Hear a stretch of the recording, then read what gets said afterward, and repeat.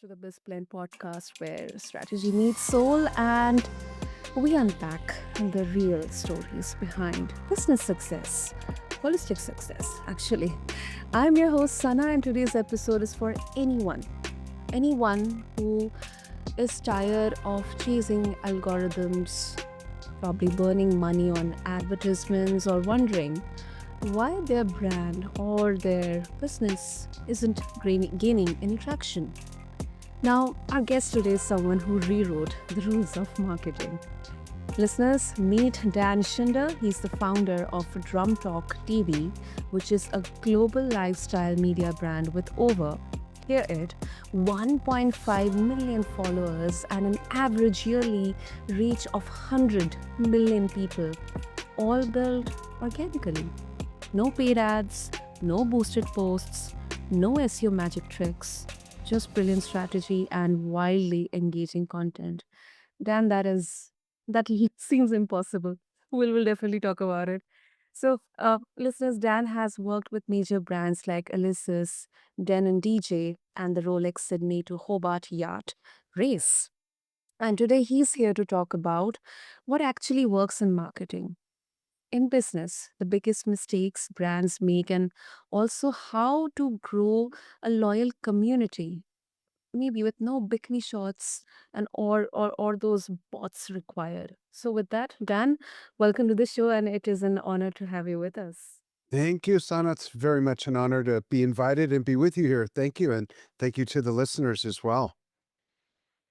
Okay, Dan, before we even talk about your journey, I guess people will be wondering how exactly it is possible that without any paid ads or boosted posts or any SEO, just on the basis of strategy and engaging content, how did you reach out, or how did you build that community of 1.5 million followers, and then you reach of 100 million people? It's just wild. It is wild. And I think, like I don't take it for granted, but whenever I hear it in an introduction, I say to myself, wow, that's quite a lot. Because I'm outside of the process, when I get to hear it like I just heard from you, rather than working, with my team and just being in the middle of everything. But there's a few key points that got us off started really well in the beginning that I I just multiplied these functionalities and strategies and really behaviors. And I think the number one thing was that I, as much as Drum Talk TV is like my baby, I Mhm. didn't want to become emotionally attached to a strategy and keep putting more time into something that might not work and keep doing that only because I put a lot of time into it. I think that's a big mistake a lot of people make. We've already spent so much money. We've got to keep going. We've already spent so many hours on this strategy. We got to keep going. No, if it's not working, it's not working. So, what I'm getting at is by not having a huge emotional attachment to it, it enabled me to be super objective and really make the content for the audience. Now, to some degree, a large degree, I represent who our target audience was because I'm a drummer, I'm a musician, but it's really from the beginning, Sana, been designed for music fans. And when I looked around at what everyone else was doing in our space, and we were the newest brand by 10 years in our space, they were all kind of doing the same thing.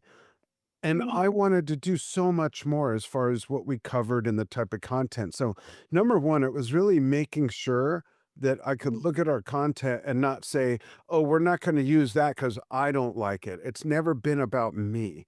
It's, you know what I mean? It's been more about, well, what do people like? Not just me. Now, that was a big thing. And then the other thing was really understanding what works. And the only way you can understand what works is if you really get granular with the numbers and in the beginning especially, day to day to day to day. Look at your content. How is it performing? And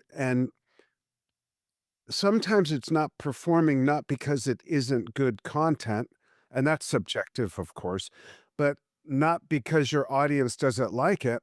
But the primary reason for most brands why they don't get engagement is because they are not posting often enough and they haven't even flipped the switch on the algorithm for that platform to distribute their content to more of their followers. A lot of people think if I have 10,000 followers on insert whatever platform, Instagram, Facebook, whatever, if I have 10,000 followers and I post something, all 10,000 people will see it or it'll go to all 10,000. It just doesn't work that way and it never has. So understanding things like the mechanics of each platform really helps, and I didn't read up on that. I really learned by diving in and doing it and watching when things tripped, these little tipping points, if you will. And I've been seeing an ad lately that maybe other people have seen on social media that says posting every day is not a strategy. I absolutely 1000% disagree. Posting Okay. every day is a strategy as long as you're posting with purpose and with a lot of things that will resonate with your audience because you need the frequency. Mm, I 500% agree with this, Dan. This sometimes kind of becomes a dilemma within myself, or when we do the discussions with our team, that should we look at quality or quantity? Because sometimes, especially on YouTube, I see creators talking about you're posting 10 videos every day versus you're posting 10 videos over a month. That Right. makes a difference. But here, there's a catch. If you are posting content which has a purpose behind it, an intention behind it, your audience will crave for that content.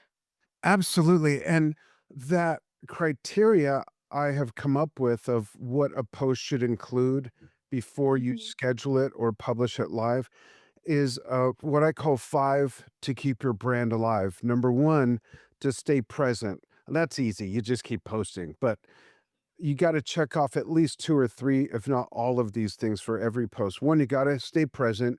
It has to be relevant between the common interest of between you, the brand, and your target audience. So stay present, stay relevant, be helpful, be of value, give value. That's number three. Number four is to be inclusive. That's something we did from the beginning that no one else in our space did. And what I mean by being inclusive means don't just megaphone at people what your message is. And don't just say, this is for sale, this is for sale, this is for sale, use this coupon, download this. You've got to give value or there's no reason. No one would watch a television show that was an hour of commercials, you know? Mhm. So you have to stay present, stay relevant, be helpful, be inclusive. And number five, if you do all those things, check off all those things, it positions you, hopefully, it positions you as an expert in your field and people pay attention. So the question of quantity versus quality, you've got to have quality, but posting once or three times a week isn't enough. But posting three times a day doesn't mean anything if the quality is low or crap. So you have to have a balance. And really the idea when I mentioned looking at the numbers at a granular level day to day, when you learn what works, usually when you learn what works with anything, you can learn how to make it better and better and better. When you learn what's not working, you either take what you've used to make something else better and see if it'll help it, and if it doesn't, you just don't do it that way anymore. It's that simple. But people become so attached, to what they're doing and their strategy. And they also, and one more mistake, if I may, is they're not objective enough and they don't want to hurt their own feelings. And worse than that, their friends don't want to hurt their feelings. So they make the mistake of asking their friends, "What do you think? What do you think? What do you think?" And their friends will hold their hand, walk them smiling and nodding to the edge of the cliff, and then let go because they don't want to hurt their feelings. People need someone like me who's going to, take a look, push you down the stairs, run down the stairs before you get up, punch you in the jaw, but then help you up, give you a hug, and say, "Here's how you need to fix this because this stuff really sucks. It's not going to get you anywhere." And of course, I'm exaggerating of how I would handle that, but you really need to be objective and sit at the grown-ups table and be able to say, "Wow, this isn't working. We need to fix it or completely change what we're doing." Absolutely. We have to address the elephant in the room. Great, great, Dan. And you know, what do you think about the clickbaits, the shock stuff, the grabbing eyeballs stuff happening all around, because sometimes it can be really demotivating. Okay, we're not getting any engagement, we are not getting any attention here. Okay, let's just put out some kind of shocking element in there to grab eyeballs. And It's then, funny. Mhm. I think, Sana, that's a great question because there's a borderline between what is clickbait and shocking for the sake of being clickbait and what is really genuinely aha or whoa, so it's hard to say like where is that line, and I think that in part depends on what is the brand, what is what are they delivering to their audience, and are they being genuine and authentic, and I think that's the line. So an example of something I've seen lately is there's a lot of misinformation in the entertainment industry, for example, and I'm sure everywhere, but in the entertainment industry, for example, um, my wife was seeing me getting frustrated and yelling at my phone because I was seeing posts that were saying Led Zeppelin is going to do a 2025 reunion with Jason Bonham, the late John Bonham's son. And I'm saying this is BS. This is not happening. It's just completely fake news. So she said, "Well, why do people do it?" And there's other examples like this, like the AI videos of some big four-wheeler truck driving over other cars and escaping the cops. Why do people do that? The reason why is because most the platforms pay for engagement. So with fake news, like a Led Zeppelin reunion, is going to get people's is get people I look at those posts, there's like 800 comments of people saying this is BS, admin, pull this down, all these things. But the person that posted it is probably making $300 off that one post because it has 900 comments. And people aren't diligent enough in running these lifestyle groups on Facebook and whatnot to just not allow that stuff through. They're not gatekeeping enough. But that's why people are doing the clickbait. They're actually making money from it. Um, but I think that if you have no matter what you do, whether you're in entertainment or health and wellness or food or anything, if you have a helpful message, or in our case, some of our stuff's helpful, but most of it's for fun. It's entertaining. If the world has ever needed more fun to temper all the craziness going on, that's now. So, my point is if you're authentic and you have a great message and you cater to what your audience wants and needs, you'll achieve this success. You don't need fake news. And by the way, what your audience wants and needs is not going to be the same thing for all of them. They've all come to you, but they're still all different. So you have to understand what you have and what you have to deliver is not going to be a one size fits all just because they came to you because you have a gardening channel or a food channel, or in our case, a music channel, things like that. You really have to diversify within your own ecosystem of content to cater to people differently, even though they came to you for the same interests. Okay. Okay.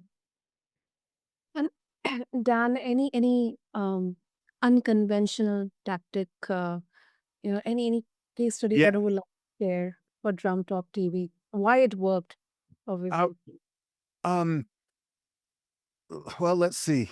I had an answer, but then when you said the why it worked, I'll get to what my first thing was going to be.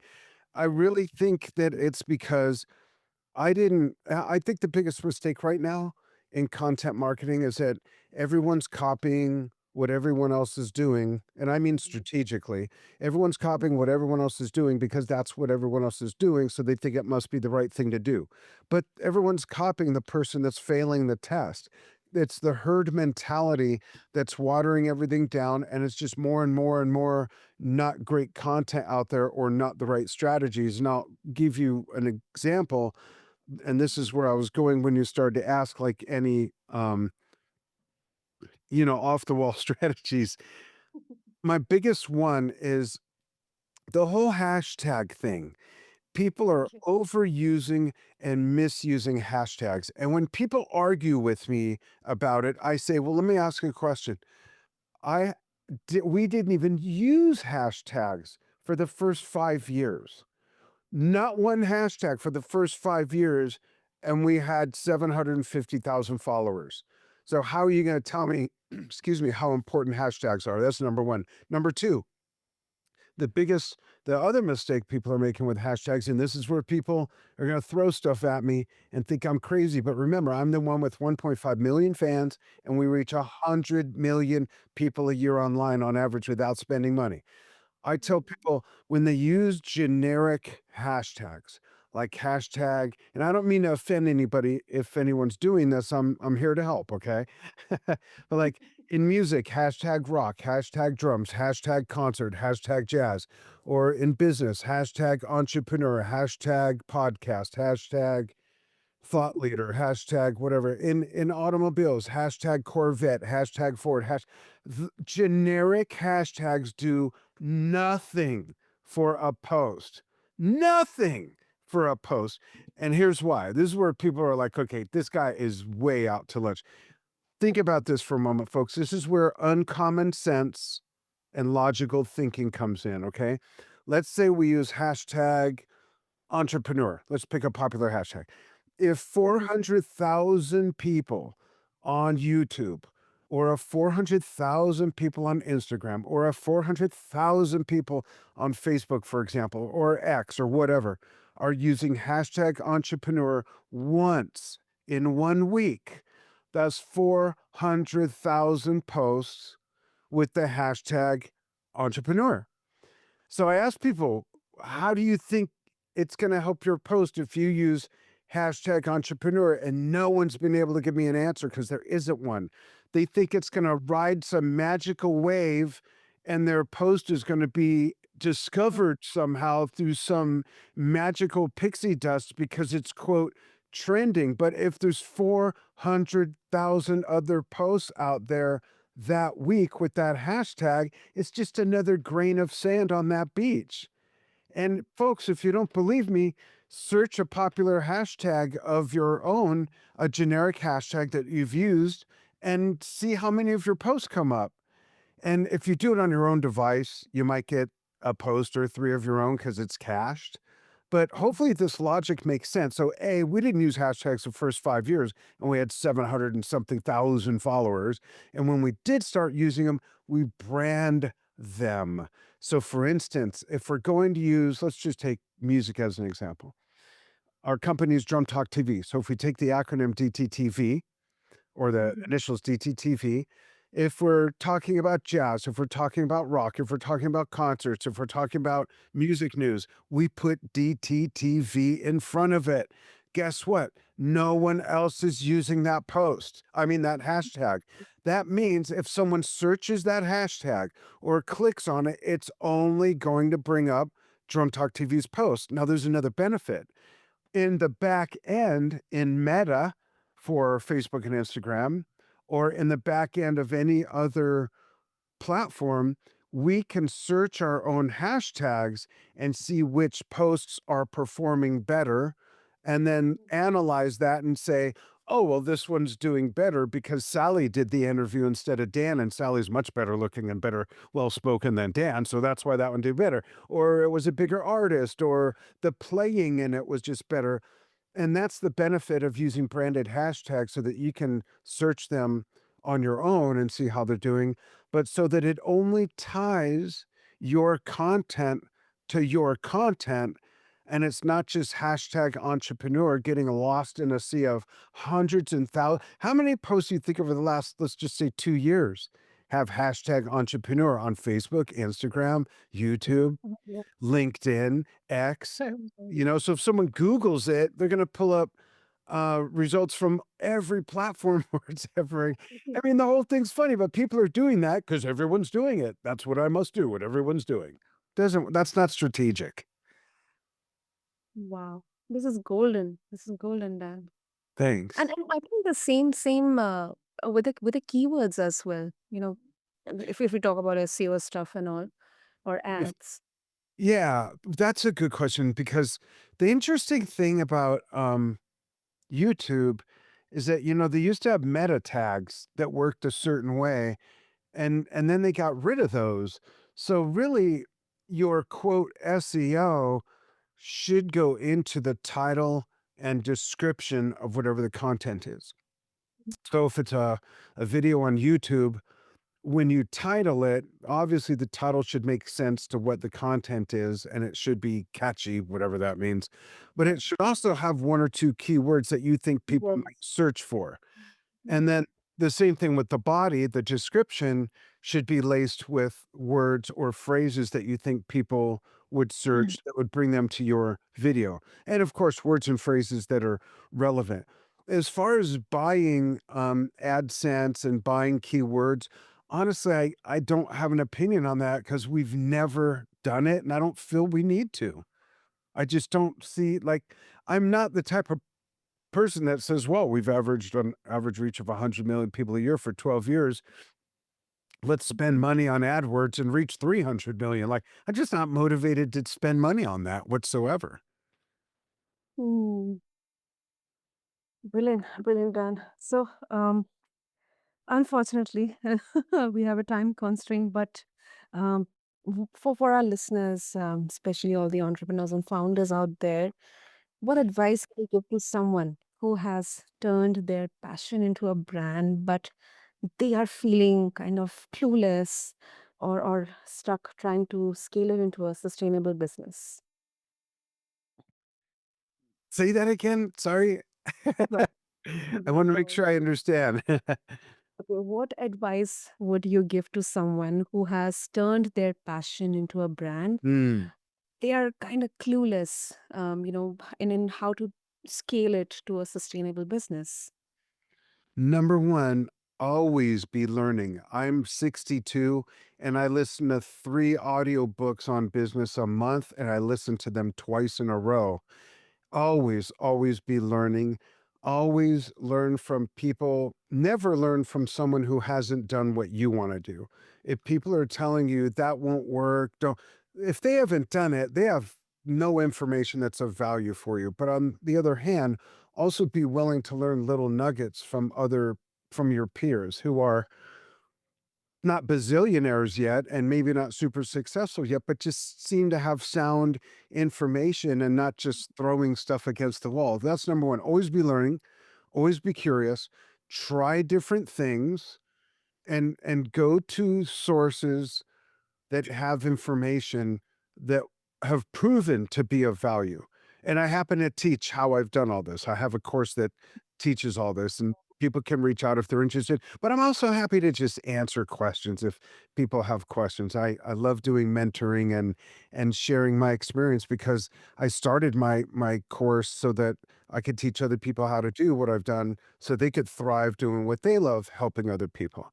But the main thing is always be learning and don't get too emotionally attached to doing something a certain way. Because even though it might work right now, if the platform changes all sorts of parameters and its algorithms, it might not work later. We've constantly pivoted over the 12 years, and I've been able to get around just about every algorithm that's come our way on Facebook, Instagram, YouTube, Vimeo, and X, and still reach all those people and still get a high level of engagement. So got to keep your eyes open, look at your numbers, always be learning, and don't get too emotionally attached to anyone's strategy.